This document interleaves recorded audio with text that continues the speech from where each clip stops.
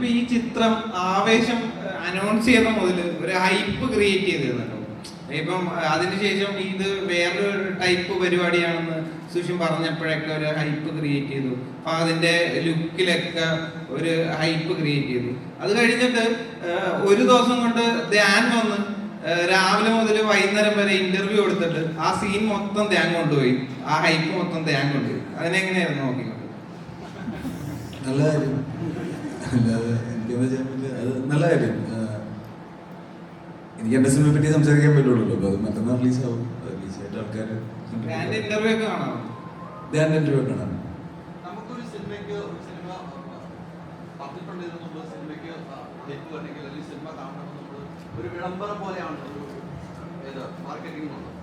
ഇപ്പം ഇന്റർവ്യൂ ആണെങ്കിലും വളരെ ഇതിലൊരു ഇന്റർവ്യൂ കൊടുക്കാൻ പറ്റുമ്പോൾ അത് വന്നിട്ടില്ല. നമ്മൾ ടീം ആരും വന്നിട്ടില്ല. ആകെ ഒരു ഇന്റർവ്യൂ മാത്രമേ ഉള്ളൂ, ഷിമ്പിളോട് ഇന്റർവ്യൂ മാത്രമേ വന്നിട്ടുള്ളൂ. അത് നമുക്ക് കണ്ടതുമാണ്. എന്തുകൊണ്ടാണ് ഒരു ഇന്റർവ്യൂസിലേക്ക് വേണ്ട? അപ്പൊ അതിന് സമയക്കുറവാണ് എന്താണെന്നുള്ള അറിഞ്ഞാണോ? ഞാൻ ഹൈദരാബാദാണ്. ഞാൻ പുഷ്പ ഷൂട്ട് ചെയ്തുകൊണ്ടിരിക്കുകയാണ്. ഇന്ന് വൈകിട്ട് ഞാൻ തിരിച്ചു പോകും വീണ്ടും. റിലീസിൻ്റെ അന്നൊരു ദിവസത്തേക്ക് ഞാൻ വരും. അതൊരു സൈഡ്. രണ്ടാമത്തെ സൈഡ്, മിനഞ്ഞാന്നാണ് പടം ലോക്കായത്. ഒരു ട്രെയിലർ കട്ട് ചെയ്യാൻ പോലും നമുക്ക് സമയം കിട്ടിയിട്ടില്ല. എല്ലാവരും ബിസി ആയിരുന്നു. പ്രൈമർലി മറ്റ് ടെക്നീഷ്യൻസ് മറ്റ് പടങ്ങളൊക്കെ ആയിട്ട് ബിസി ആയിരുന്നു. എല്ലാവരും ഈ സിനിമയിലേക്ക് എത്തിയപ്പോഴത്തേക്കും അതിൻ്റെതായിട്ട് ഡിലേ ഉണ്ടായി. പടം തീരാൻ അതിൻ്റെതായിട്ട് ഡിലേ ഉണ്ടായി. അപ്പം അതിലായിരുന്നു ഫോക്കസ്. പടം ഭംഗിയായി തീർത്ത് തിയേറ്ററിൽ കൊണ്ടുവരിക. പിന്നെ എപ്പോഴും നമ്മൾ പുതിയതായിട്ടൊരു കാര്യം ചെയ്യുമ്പോൾ, നമ്മളിപ്പം ഞാൻ സ്ഥിരം ചെയ്യുന്ന ഒരു പരിപാടിയാണെങ്കിൽ എനിക്കിങ്ങനെ വന്ന് പറയണമെന്നില്ല. അപ്പം സത്യേട്ടൻ്റെ ഇപ്പം ഞാൻ പ്രകാശനൊക്കെയാണെങ്കിൽ ഞാൻ പ്രൊമോഷനൊന്നും വന്നിട്ടില്ല. കാരണം ഞാൻ സത്യേട്ടിൽ നിന്നും ആൾക്കാർ എന്താണ് എക്സ്പെക്ട് ചെയ്യുന്നത്, അതാണ് കേട്ടർ ചെയ്യുന്നുള്ളത് ഞങ്ങൾക്ക് രണ്ടുപേർക്കും ക്ലിയർ ആയിരുന്നു. ഇതിൽ ജിത്തുവും പുതിയതായിട്ടൊരു സാധനമാണ് ട്രൈ ചെയ്യുന്നത്, ഞാനും പുതിയതായിട്ടൊരു സാധനമാണ് ട്രൈ ചെയ്യുന്നത്. എന്നെ ഇതുപോലെ ആരും കണ്ടിട്ടില്ല അതിന് മുമ്പ്.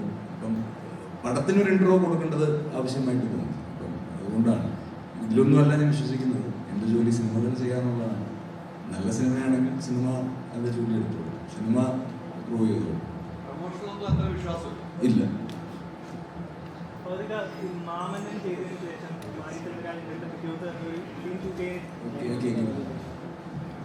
മാമന്നന്റെ ഷൂട്ടില് ഒരു സീൻ എടുത്തതിന് ശേഷം പിറ്റേ ദിവസം മായി സാറിൻ്റെ അടുത്ത് ചേട്ടൻ ചെന്നിട്ട് നമ്മൾ ഇന്നലെ എടുത്ത സീൻ ഒന്നുകൂടെ റീക്രിയേറ്റ് ചെയ്യാമെന്ന് അങ്ങോട്ട് പറഞ്ഞായിട്ട് കേട്ടിട്ടുണ്ട്.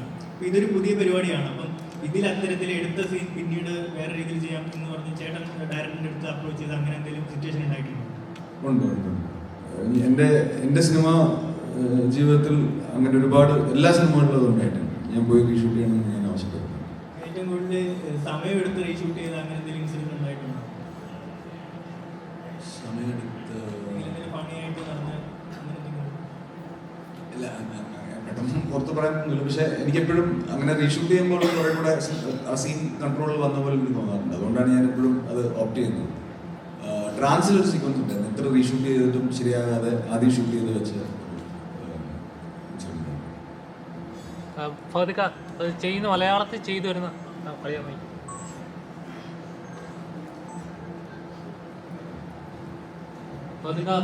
മലയാളത്തിൽ ഒരു സെറ്റ് ഓഫ് കഥാപാത്രങ്ങൾ ചെയ്തു വെച്ച് മലയാളി പ്രേക്ഷകർ ഫൗദിക എന്ന് പറയുമ്പോൾ ഈ ടൈപ്പ് കഥാപാത്രങ്ങളാണ് നമുക്ക് പ്രതീക്ഷിക്കാം എന്ന് ഒരു എക്സ്പെക്ടേഷൻ നിൽക്കുന്ന സമയത്ത് തമിഴിൽ പോയി വേറെ ലെവൽ ഓഫ് കഥാപാത്രം വില്ലനായിട്ടാണെങ്കിൽ ശരി, പുഷ്പയിലെ കഥാപാത്രമായാലും ശരി, ഇങ്ങനെ എന്നെക്കൊണ്ട് പറ്റുമെന്ന് തെളിയിച്ചു.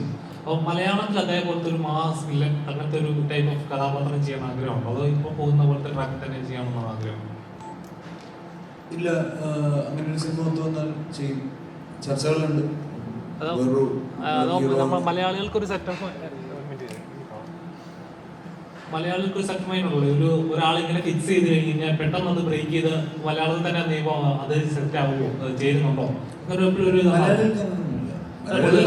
പെട്ടെന്നൊരു ബ്രേക്ക് ഉണ്ടാകുമ്പോൾ ഒരു അന്യഭാഷയും ചെയ്ത് കാണുമ്പോൾ വാവും തോന്നുന്നു. സ്വന്തം ഭാഷയിൽ ചെയ്യുമ്പോഴേക്കും അത് ചേരുമായിരുന്നോ, പുള്ളിക്കാരൻ ഈ സോണല്ലേ സെയിം ആയിട്ടുള്ളത് എന്നൊരുപ്പോഴും നമ്മൾ പറയാറുണ്ട്.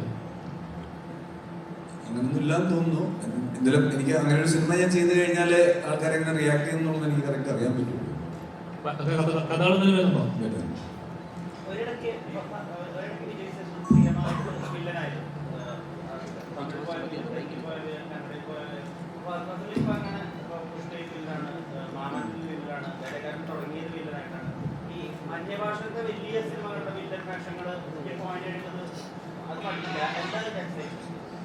ഇല്ല, അത് എക്സൈറ്റ്മെന്റ് ഈ ടാലന്റ് കൊളാബറേഷൻ തന്നെയാണ്. ഇപ്പം വിക്രത്തിൽ മാമനിൽ വടിവേൽ സാറിൻ്റെ വില്ലനായിട്ട് അഭിനയിക്കാന്നുള്ളത് എനിക്ക് ഭയങ്കര എക്സൈറ്റ്മെൻ്റ് ഉള്ള കാര്യമായിരുന്നു.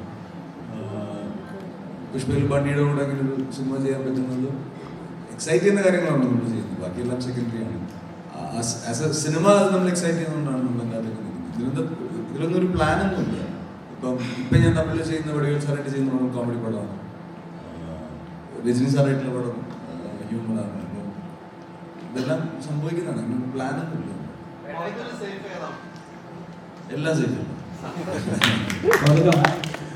എനിക്കറിയില്ല.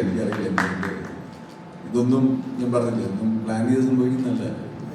നമ്മളെ വിശ്വസിക്കുന്ന കുറെ ആൾക്കാരെ തരുന്ന എനർജിയും കോൺഫിഡൻസും ആണ്.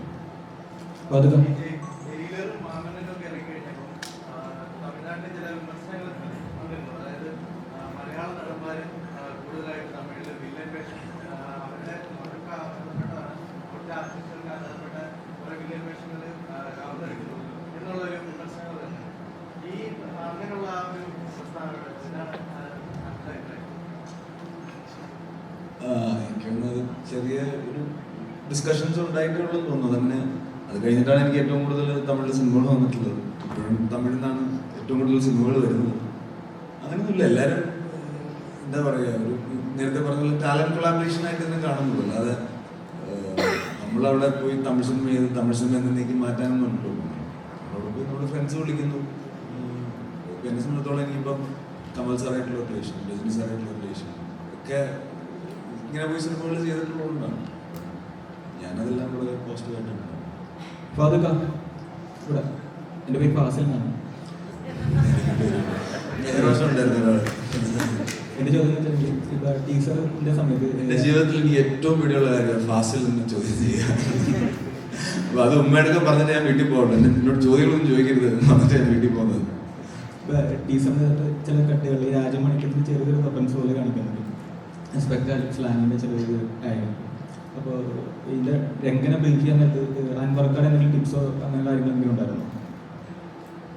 ഇല്ല, രംഗ ആദ്യം എന്നോട് പറയുമ്പോൾ തന്നെ രംഗ ഇങ്ങനെയൊക്കെ ആയിരുന്നു എന്നുള്ളത് ചിത്തു ക്ലിയർ ആയിട്ട് പറഞ്ഞു.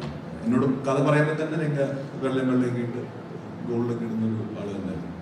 പിന്നെ ഈ മീശയും മേച്ചയിലൊക്കെ നമ്മൾ പിന്നെ ഒരു ലുക്കിലേക്ക് എത്താൻ വേണ്ടി അങ്ങനെ ഡിസ്കസ് ചെയ്തിട്ട് ഇതാക്കിയത്, അല്ലാതെ വേറൊരു സിനിമയുടെ റെഫറൻസ് വെച്ചിട്ട് ചെയ്തതാണ്.